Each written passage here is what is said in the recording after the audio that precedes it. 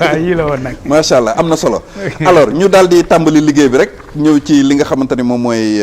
les dossiers judiciaires en instance. actualité judiciaire bi semaine bi moom dafa mel ni l'actualité judiciaire était très fournie. ñu tàmbali ko ak les exclusivités de balance ana ban dossier moo gënoon fës ci semaine bi Thioro. bi gën a fës Pape ku ne xam na ko mu di l'affaire Badara Gadiaga mi nga xam ne nii daanaka semaine bi yëpp ci la ñu nekk di ci wax ndax mu nekkoon dossier boo xam ne dafa soxal askanu Sénégal bu baax a baax ginnaaw nag ab émission fële ca jàkkaarloo boo xam ne moom Badara Gadiaga dafa yëkkati ay kàddu yoo xam ne ci la ñu ko daal di woolu ci la procureur daal di autosaisir bu bat woo ko ci loolee nga xam ne moom mooy kàddu yi mu yëkkati ginnaaw gi aussi gis nañu ki nga xam ne moom la jàkkaarloo woon mu di politicien digganteem ak politicien di Amadou Ba woolu woon nañ ko ci boobule dossier ba laaj ko baat ak tontu waaye itam Badara Gadiaga ginnaaw bi ñu ko laajee baat ak tontu ba noppi ku ne xam na ni jour boobee dañu ko daal di dafa daal di am ab retour de parquet waaye itam ba ca suba ga ku ne xam na ni am na information yu doon daw yu bari yoo xam ne dafa ci am sunu mbokk taskatu xibaar yi ñoo xam ne biñ ne li nga xam ne moom mooy dossier Badara Gadiaga jébbal nañ ko juge d'instruction ba ñu bari dañoo yaakaar ne ca jour boobu lañ ko daal di mandat de dépôt alors que juge d'instruction bi comme ni ñu koy waxee Pape buñ ko joxee rek ça veut dire que enquête la ñuy daal di ibbi ci boobu le mbir ku ne xam na ni tam Badara Gadiaga fa la daal di passé week-end bi ba ni ki démb ci lundi bi la ñu ko daal di mandat de dépôt waaye tam mu doon boo xam ne ni yàggul dara ndax ginnaaw gi laataa midi rek Badara daal nay xam fa mu féete ndax ci la daal di dem ci néegu rëbës yi ginnaaw gi nag moom Badara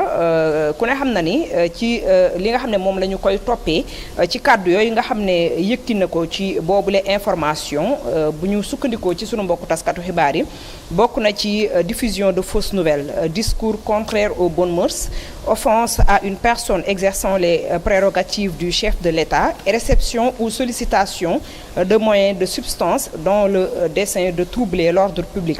Pape ngeen baal ma rek ma daal di koy wax ci olof parce que dafay soxal askanu Sénégal bu baax a baax depuis lors maa ngi gis surtout ci internet bi ñu bari di laaj 4 chefs d'inculpation yi nga xam ne teg nañ ko ci ndoddam lan lay tekki ak lan lay firi donc dañuy am occasion daal di koy tekki ci li nga xam ne noonu foofee la suñu xalaat toll ci li nga xam ne noonu la ñu ko teg donc li ñu koy toppee bokk na ci rek wax lu amul ak i sos mais aussi wax juy xotti worma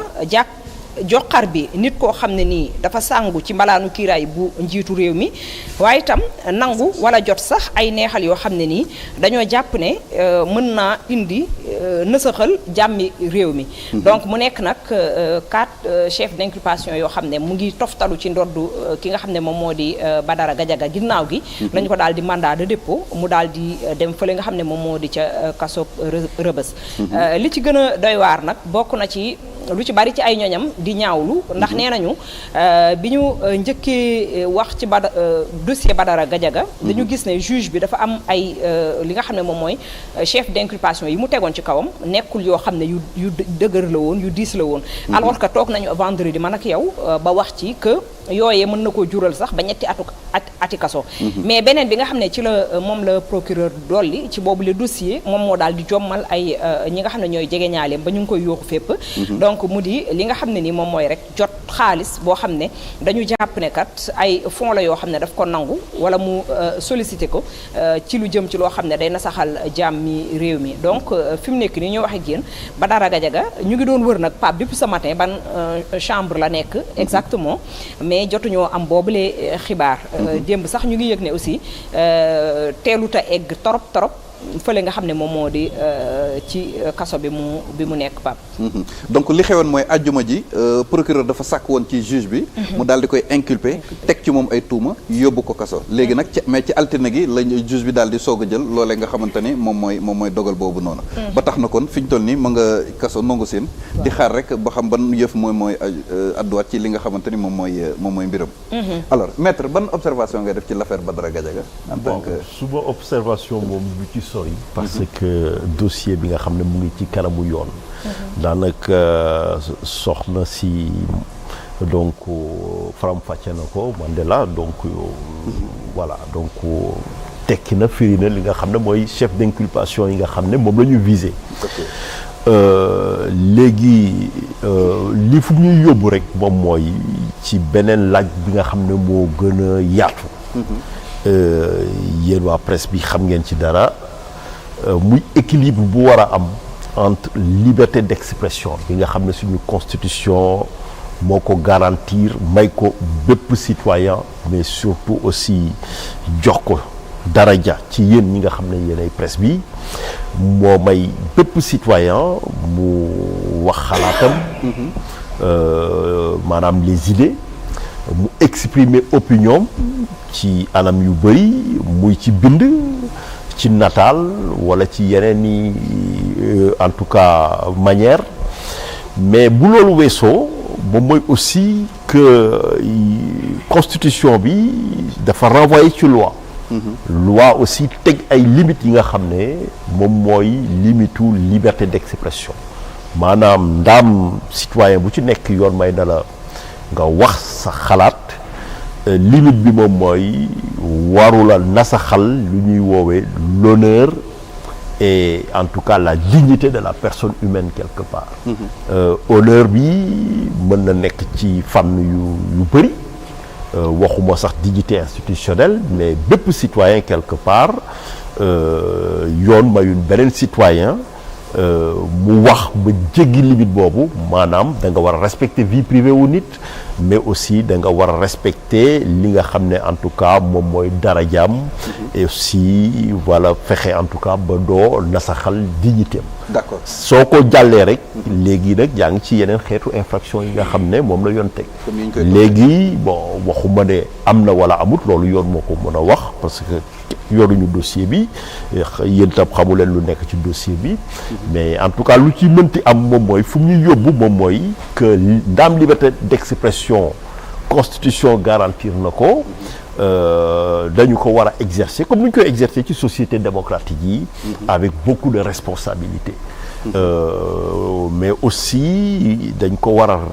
renforcer ci responsabilité boobu bu dee dañuy jël ay kaddu di wax ak ñi nga xam ne aussi ñoom ñooy ay dignité institutionnelle yi nga xam ne sénégalais yépp ñoo toog tànn leen wala en tout cas ñoo tabb njiitum réew mu tànn leen ñi nga xam ne ñooñu ñoom ñooy jëmbal bànqaasu réew mi quelque part. question comme xëy alors maître gis nañ ni ci week-end bi ginnaaw bi ñu ko tegee loxo ay avocat am dañoo sàkk woon ngir gis ko ci fi nga xamante ne moo di police ba mais lan moo tax ñoom ñu nanguluñ ko loolu wala loolu moo nekk yoon wala nekkul ay droit am loolu je pense que Pape mi toog xam na ci dara souvent garde à vue quand le spécialiste est là moom je m'efface le spécialiste tu t'effaces mais c'est que xam nga code de procédure pénale dafa réglementer lépp maanaam nit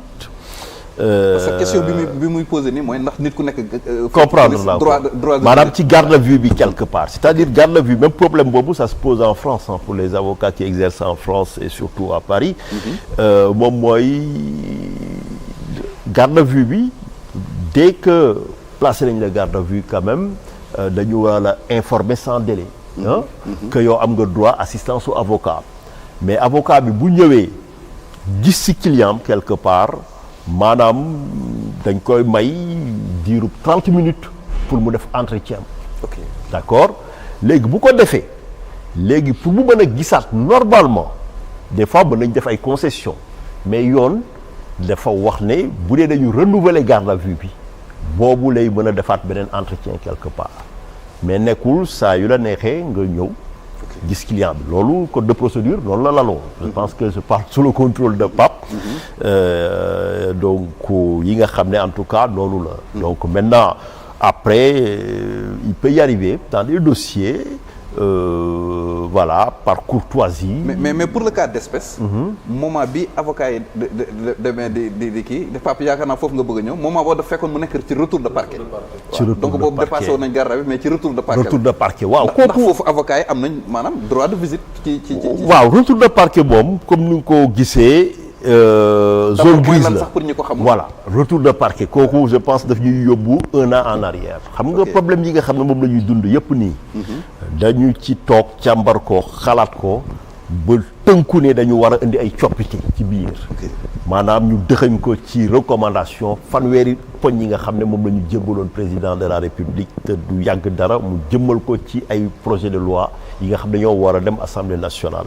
retour de parquet moom mooy garde à vue ci boppam yoon daf ko tënk